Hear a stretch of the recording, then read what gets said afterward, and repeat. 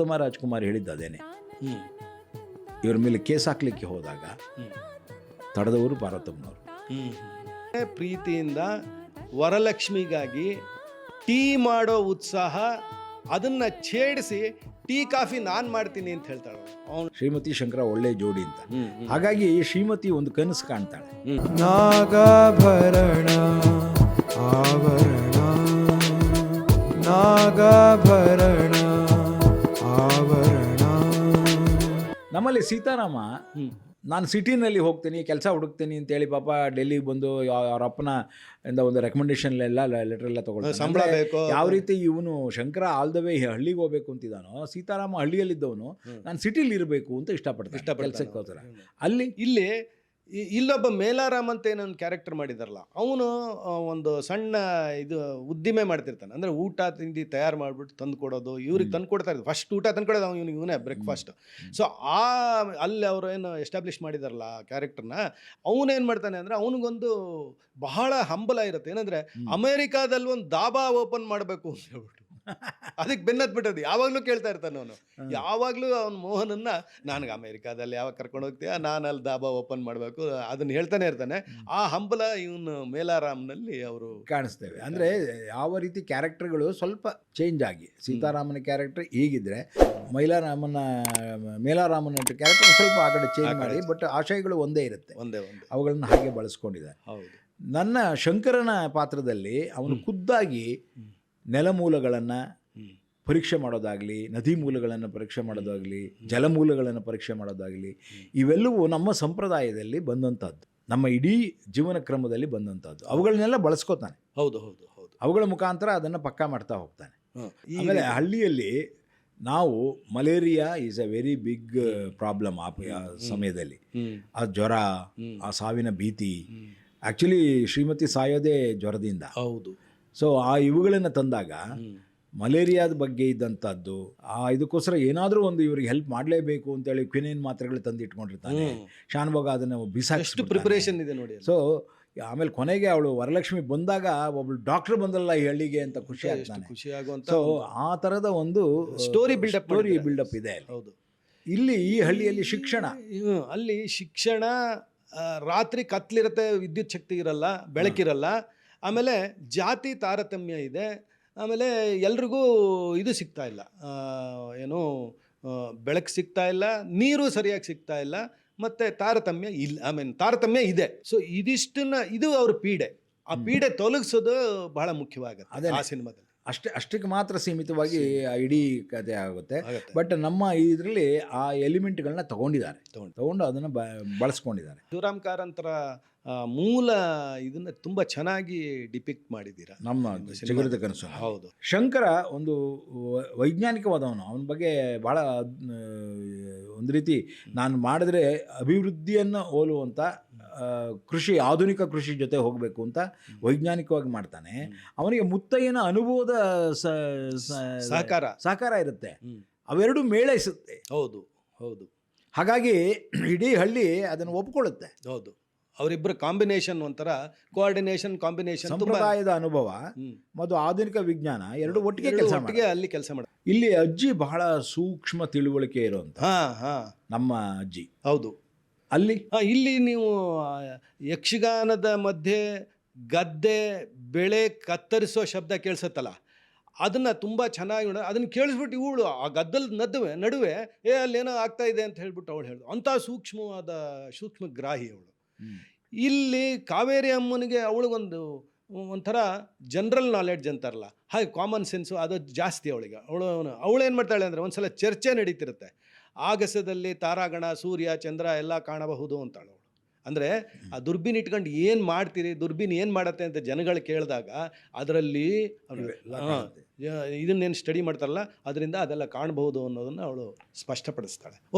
ಇಲ್ಲೂ ಇವಳಿಗೂ ಇಷ್ಟು ಜ್ಞಾನ ಇದೆ ಅನ್ನೋದನ್ನು ಇಷ್ಟ. ಸೊ ಹಾಗಾದರೆ ಅದರ ಕಂಟಿನ್ಯೂಷನಲ್ಲಿ ಅಜ್ಜಿ ಯಾವ ರೀತಿ ಇವನಿಗೆ ಒಂದು ಇದಾಗ್ತಾಳೆ. ಇಲ್ಲಿ ನಮ್ಮ ಅಜ್ಜಿ ಯಾವ ರೀತಿ ಸಾಂತ್ವನ. ಅಜ್ಜಿದು ನೀವೇನು ಮಾಡಿದ್ದೀರಾ ಅಂದರೆ, ಅವನು ಆ ಗದ್ದೆ ಪೈರು ಒಂದು ಸ್ವಲ್ಪ ಎಲ್ಲ ಕಟ್ಟಾಯ್ತಲ್ಲ, ಭಾಳ ಅವನಿಗೆ ಬೇಜಾರಾಗ್ಬಿಡುತ್ತೆ. ಎಲ್ಲ ಬಿಟ್ಬಿಟ್ಟು ಒಂದು ಕುತ್ಕೊಂಡು ಏನು ಮಾಡಿದೆ ಅಂದಂಗೆ ಸುಮ್ಮನೆ ಇದ್ದು ಬಿಡ್ತಾನೆ ಅವನು ಕುಪಿತನಾಗಿ. ಸೊ ಅಲ್ಲಿ ಆವಾಗ ಅವಾಗ ಅಜ್ಜಿ ಏನು ಮಾಡ್ತಾಳೆ ಅಂತಂದರೆ, ಏ ಶಂಕರ ಗದ್ದೆ ಕಾಲು ಭಾಗ ಹಾಳಾಗಿದೆ ಕಣೋ, ನೀನು ಮುಕ್ಕಾಲು ಭಾಗ ಹಾಗೇ ಇದೆ ಅಂದರೆ ಆ ಪಾಸಿಟಿವ್ ನೋಟ್ ಇದೆಯಲ್ಲ ಅವನಲ್ಲಿ ಹುರಿದುಂಬಿಸೋದು ಅನ್ನೋದು, ಅದನ್ನು ಉಳಿಸ್ಕೊ ಹೋಗು ಅಂತ ಹೇಳ್ತಾಳೆ. ಹೋಗಿದ್ದೊಂದು ಸ್ವಲ್ಪ ಇಲ್ಲಿ ಕಾವೇರಿ ಅಮ್ಮ ಆ ಥರ ಏನೂ ಒಂದು ಇದು ಮಾಡಲ್ಲ, ಬಟ್ ಅವಳು ತಾನೇ ಮಕ್ಕಳಂತೆ ಸಾಕಿ ಸಲಹಿರ್ತಾಳಲ್ಲ ಬೇರೆಯವರು ಕೂಡ, ಬೇರೆಯವರಲ್ಲ.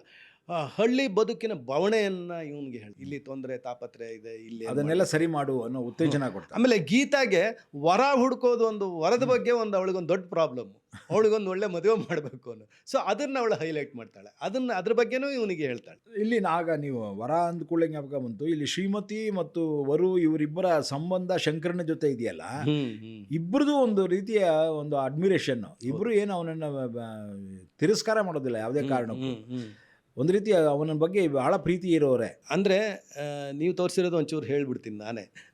ಇದನ್ನು ಶ್ರೀಮತಿ ಶಂಕರನ ಮೇಲೆ ಪ್ರೀತಿಯಿಂದ ವರಲಕ್ಷ್ಮಿಗಾಗಿ ಟೀ ಮಾಡೋ ಉತ್ಸಾಹ, ಅದನ್ನು ಛೇಡಿಸಿ ಟೀ ಕಾಫಿ ನಾನು ಮಾಡ್ತೀನಿ ಅಂತ ಹೇಳ್ತಾಳೆ ಅವಳು. ಅವನು ಶಂಕರನೇ ಟೀ ಮಾಡ್ಲಿಕ್ಕೆ ಹೋದಾಗ ನೀವು ಇಲ್ಲೆಲ್ಲ ನಾನು ಮಾಡ್ತೀನಿ, ನನಗೂ ಟೀ ಕಾಫಿ ಮಾಡೋಕ್ಕೆ ಬರುತ್ತೆ ಅಂತ ಅಂತಾಳೆ. ಆಮೇಲೆ ಆ ಬಂಗಾಡಿ ಮನೆಯಲ್ಲಿ ನೀವು ಒಂದು ಸೂಟ್ ಕೇಸ್ ಹಿಡಿಸ್ಬಿಟ್ಟು ಒಳಗಡೆ ಇಟ್ಟಿರ್ತಾಳೆ ಅವಳು.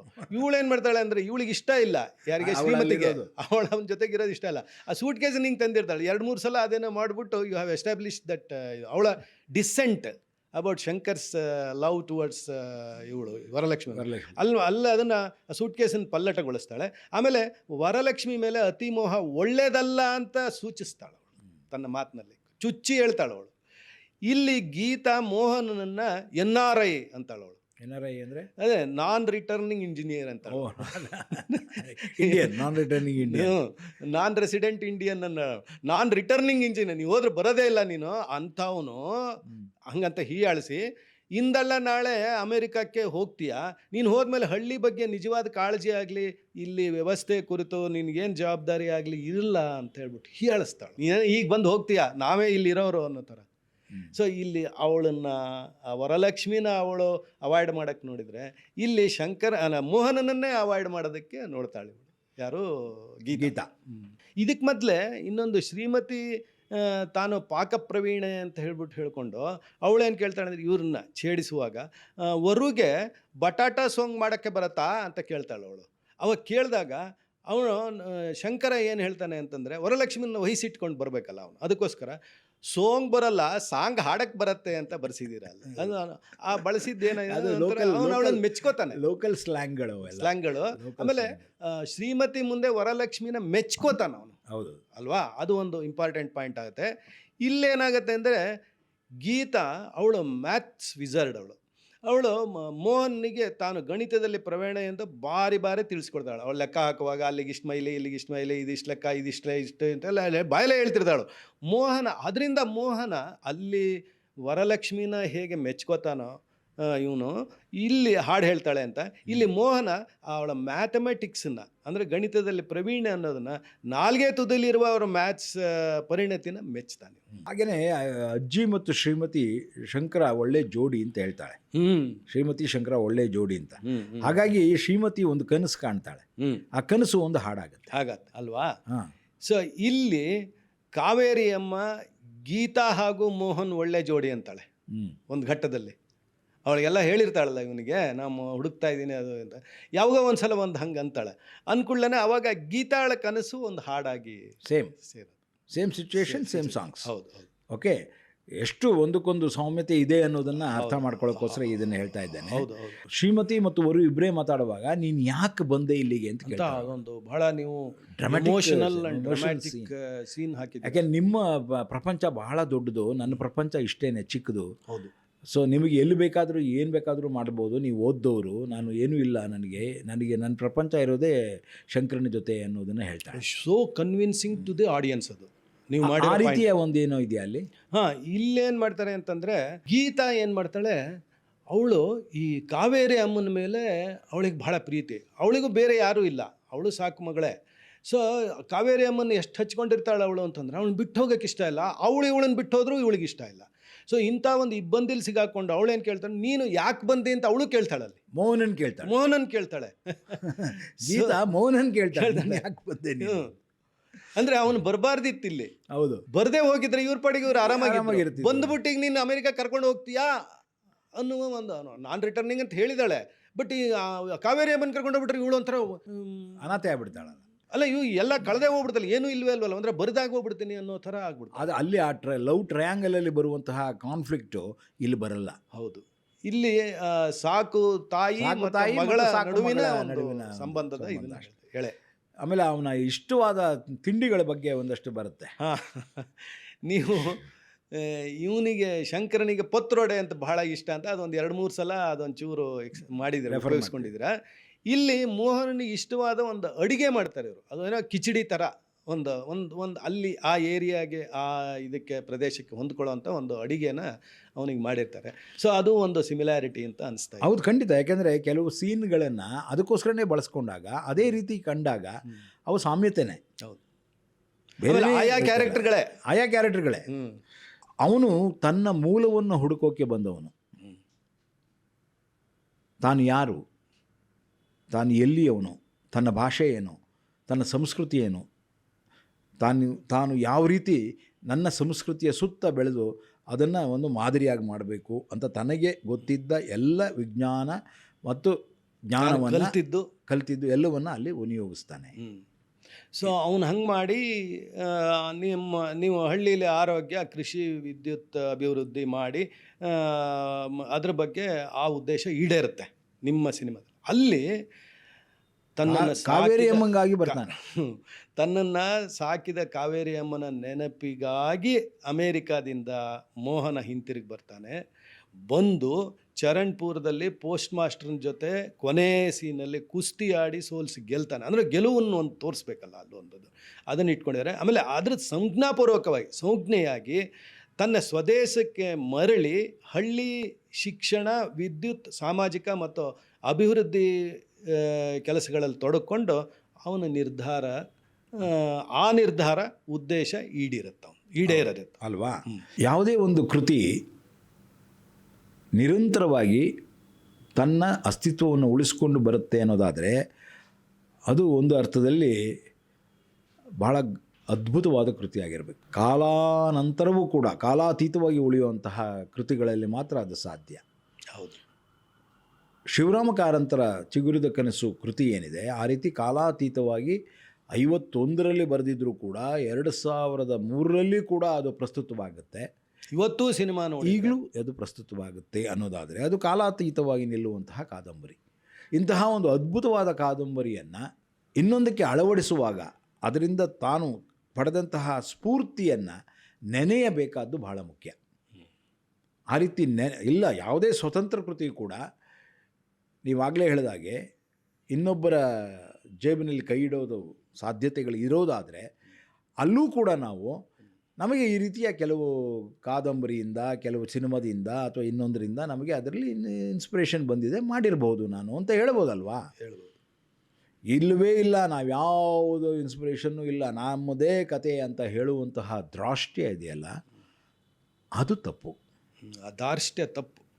ಜೊತೆಗೆ ಒಂದು ಸತ್ಸಂಪ್ರದಾಯವನ್ನು ಹಾಕ್ಕೊಡ್ಬೇಕು. ಯಾವುದೇ ಒಬ್ಬೊಂದು ಕ್ರಿಯೇಟಿವ್ ಮೈಂಡ್, ಅದರ ಸೃಜನಶೀಲವಾದಂತಹ ಮನಸ್ಸುಗಳು ಯಾವಾಗಲೂ ಇನ್ನೊಬ್ಬರನ್ನು ಅಕ್ನಾಲೆಡ್ಜ್ ಮಾಡಬೇಕು. ಕರೆಕ್ಟ್. ಅವ್ರು ಮಾಡಿದಾರಾ, ಚೆನ್ನಾಗಿ ಮಾಡಿದಾರಲ್ಲ, ಅವರಿಂದ ನಾನು ಸ್ಫೂರ್ತಿ ಪಡೆದು ಇದು ಮಾಡ್ತಿದ್ದೀನಿ, ಇನ್ನೂ ಚೆನ್ನಾಗಿದೆಯಲ್ಲ. ಆ್ಯಕ್ಚುಲಿ ಚಿಗುರಿದ ಕನಸು ದುಡ್ಡು ಮಾಡಲಿಲ್ಲ, ಸ್ವದೇಶ್ ದುಡ್ಡು ಮಾಡ್ತು. ಇದು ವಿಪರ್ಯಾಸ. ಇರಲಿ, ಯಾರೇ ದುಡ್ಡು ಮಾಡಲಿ ಅದು ಸಿನಿಮಾಗೆ ಬಂದಂತಹ ದುಡ್ಡು. ಹಾಗೆಯೇ ಯಾರೇ ಸಿನಿಮಾ ಮಾಡಲಿ ಅದು ಸಿನಿಮಾದವರು ಮಾಡಿದ ಸಿನಿಮಾ. ಪಾರ್ವತಮ್ಮ ರಾಜ್ಕುಮಾರ್ ಹೇಳಿದ್ದು ಅದೇನೆ. ಇವ್ರ ಮೇಲೆ ಕೇಸ್ ಹಾಕಲಿಕ್ಕೆ ಹೋದಾಗ ತಡೆದವರು ಪಾರ್ವತಮ್ಮನವರು. ಬಿಟ್ಬಿಡು, ಯಾಕೆಂದರೆ ಅವರು ಸಿನಿಮಾ ಕುಟುಂಬದವರು, ನಾವು ಸಿನಿಮಾ ಕುಟುಂಬದವರು. ಒಟ್ಟಿನಲ್ಲಿ ಒಂದು ಒಳ್ಳೆಯ ಸಿನಿಮಾ ಆಯ್ತಲ್ಲ, ಸಂತೋಷ ಪಟ್ಬೋಣ ಅಂತ. ಅಂದರೆ ಅಂತಹ ದೊಡ್ಡ ಮನಸ್ಸಿನ ಕನ್ನಡಿಗರು ನಾವು. ಮನೋವೈಶಾಲ್ಯ. ಅಣ್ಣ ಅವರ ಕಂಪ್ನಿಯಿಂದ ಬಂದಂಥ ಒಂದು ಸಿನಿಮಾವನ್ನು ಸೀನ್ಗಳನ್ನ ಇಷ್ಟು ಕೇಳಿದ ಮೇಲೆ ಪ್ರೇಕ್ಷಕರಿಗೂ ಗೊತ್ತಾಗಿರುತ್ತೆ, ವೀಕ್ಷಕರಿಗೂ ಗೊತ್ತಾಗಿರುತ್ತೆ ಎಷ್ಟರ ಮಟ್ಟಿಗೆ ಒಂದಕ್ಕೊಂದು ಸನಿಹ ಇದೆ, ಸಾಮ್ಯ ಇದೆ ಅನ್ನೋದನ್ನು. ಅಂಥದ್ದನ್ನು ನೀವು ಮಾಡಿದ್ರೂ ಪರವಾಗಿಲ್ಲ, ನಾವೇನು ನಿಮ್ಮನ್ನು ತೊಂದರೆ ಕೊಡಲ್ಲ, ನೀವು ಸಿನಿಮಾ ಮಾಡಿದ್ದೀರಿ, ನಾನೂ ಸಿನಿಮಾ ಮಾಡಿದ್ದೀನಿ, ಸಿನಿಮಾ ಮುಂದುವರಿಲಿ, ಸಿನಿಮಾದ ಕುಟುಂಬ ಒಟ್ಟಿಗೆ ಮುಂದುವರಿಯಲಿ ಅನ್ನುವಂತಹ ವಿಶಾಲ ಹೃದಯದ ಪಾರ್ವತಮ್ಮ ರಾಜ್ಕುಮಾರ್ ತರಹದ ನಿರ್ಮಾಪಕರು ಇರುವವರೆಗೆ ಕನ್ನಡದ ಗರಿಮೆ, ಕನ್ನಡದ ಗೌರವ, ಕನ್ನಡದ ಪ್ರತಿಷ್ಠೆ ಯಾವಾಗಲೂ ಹಿರಿದಾಗಿರುತ್ತೆ. ಇದು ನಾವು ಹೇಳಲೇಬೇಕಾದಂಥ ಮಾತು. ಕರೆಕ್ಟ್. ಇದು ನಾಗಾಭರಣ ಮಾಡ್ದ, ಆಶುತೋಷ್ ಗೌರಿಕರ್ ಮಾಡ್ದ ಅನ್ನೋದಕ್ಕಿಂತ ಹೆಚ್ಚಾಗಿ ಇಂತಹ ವಿಶಾಲ ಹೃದಯದ ಕನ್ನಡಿಗರು ನಾವಾಗಿರೋದ್ರಿಂದ ನಮ್ಮ ಹಲವು 10 ಸಿನಿಮಾಗಳು ಬೇರೆ ಬೇರೆ ಭಾಷೆಗಳಲ್ಲಿ, ಅದರಲ್ಲೂ ಬಹಳ ಹಿಂದಿ ಭಾಷೆಗಳಲ್ಲಿ ಹಾಗೆ ಹೋಗಿದೆ. ಯಾರೊಬ್ಬರೂ ನಮಗೆ ಹೇಳಲಿಲ್ಲ. ಅವಾಗೆಲ್ಲ ಇರಲಿಲ್ಲ, ಅವಾಗೆಲ್ಲ ಇಂಟರ್ನೆಟ್ ಇರಲಿಲ್ಲ, ಈ ಫಿಂಗರ್ ಟಿಪ್ಪಲ್ಲಿ ಸಿನಿಮಾ ಇರಲಿಲ್ಲ. ಹಾಗಾಗಿ ಯಾರು ಬೇಕಾದರೂ ಏನು ಬೇಕಾದರೂ ಸೀನ್ ಎತ್ಕೊಂಡ್ಬಿಡ್ಬೋದಾಯಿತು. ನೇರವಾಗಿ ಕಲ್ಲರಳಿ ಹೂವಾಗಿ ಇನ್ನೊಂದಾಗಿಬಿಡುತ್ತೆ, ನಮ್ಮ ನಾಗಮಂಡಲ ಮತ್ತೊಂದಾಗಿಬಿಡುತ್ತೆ. ನಾವು ಅಂದ್ಕೊಳ್ಳೋದಕ್ಕೆ ಮುಂಚೆನೇ ಅದು ಇನ್ನೊಂದೇನೋ ಆಗಿಬಿಟ್ಟಿರುತ್ತೆ. ಸ್ಫೂರ್ತಿ ಅದು. ಆ ಸ್ಫೂರ್ತಿಯನ್ನು ಪಡೆದಾಗ ಈ ಥರ ಒಂದು ಕನ್ನಡದ ಒಂದು ಲಿಟ್ರೇಚರ್, ಕನ್ನಡದ ಸಿನಿಮಾ, ಕನ್ನಡದ ಒಬ್ಬ ನಿರ್ದೇಶಕ, ಈ ಥರದ್ದು ಏನೋ ಒಂದು ರೆಫರೆನ್ಸನ್ನು ಅವ್ರು ಹೇಳಿದಾಗ ನಮಗೆ ಖುಷಿ ಆಗುತ್ತೆ. ನೋಡ್ದ ರೆಫರೆನ್ಸ್ ಮಾಡಿದ್ದಾರೆ ಅವರು, ಅದು ಬಹಳ ಮುಖ್ಯ. ಮೈಸೂರು ಮಲ್ಲಿಗೆ ಇನ್ನೇನೋ ಆಗುತ್ತೆ ಅಲ್ಲಿ. ಮೈಸೂರು ಮಲ್ಲಿಗೆ ಒಂದು ಪುಟಾಣಿ ಹಾಡು, ಕೆ ಎಸ್ ನರಸಿಂಹಸ್ವಾಮಿಯವರ ಆಸೆ ಅಲ್ಲಿ ಚಿನ್ನ ಆಸೆ ಆಗಿಬಿಡುತ್ತೆ. ಸೊ ಈ ರೀತಿ ಒಂದರಿಂದ ಒಂದು, ಇನ್ನೊಂದರಿಂದ ಒಂದು, ಮತ್ತೊಂದರಿಂದ ಒಂದು ರೀತಿ ಒಂದು ಎಕ್ಸ್ಟೆನ್ಷನ್ ಇದ್ದಾಗ ಆಗ್ತಾ ಇರುತ್ತೆ. ಅದು ಬಹಳ ಮುಖ್ಯ ಅಂತ ನಾನು ಹೇಳೋದು. ಒಬ್ಬ ಕಲಾವಿದ, ಒಂದು ಕಲೆ ಬೆಳೀತಾ ಹೋಗೋದು ಈ ಕಾರಣಗಳಿಂದಾಗಿ. ಭಾಷಾತೀತವಾಗಿ ಬೆಳೀತದ್ದು, ಇದೇ ಭಾಷೆಗೆ ಸೀಮಿತವಾಗಲ್ಲ. ಸೊ ಅಂತಹ ಒಂದು ಸೃಜನಶೀಲ ಕಲೆಯಲ್ಲಿ ನಾವೆಲ್ಲರೂ ಒಟ್ಟಿಗೆ ಇದ್ದೇವೆ. ಸೊ ಇದನ್ನು ಹೇಳಿದ ಉದ್ದೇಶ ಏನಪ್ಪ ಅಂದರೆ, ಈ ಸಾಮ್ಯತೆಯನ್ನು ವಿವರಿಸಿದ ಉದ್ದೇಶ ಏನಪ್ಪ ಅಂದರೆ, ಅವೆಲ್ಲ ಇದ್ದೂ ಕೂಡ ನಾವು ಸ್ವದೇಶವನ್ನು ಸ್ವೀಕರಿಸ್ತೇವೆ, ಚಿಗುರಿದ ಕನಸನ್ನು ಸ್ವೀಕರಿಸ್ತೇವೆ. ನಮಗೆ ಸಿನಿಮಾ ಮುಖ್ಯ, ಉಳಿದದ್ದಲ್ಲ. ನನ್ನ ಸ್ಲೋಗನ್ ಯಾವಾಗಲೂ ಶಿಕ್ಷಣದಲ್ಲಿ ಸಿನಿಮಾ, ಸಿನಿಮಾದಲ್ಲಿ ಶಿಕ್ಷಣ. ನಮಸ್ಕಾರ, ಮತ್ತೆ ಭೇಟಿಯಾಗೋಣ. ಸಬ್ಸ್ಕ್ರೈಬ್ ಮಾಡಿ ಆದಷ್ಟು ಬೇಗ.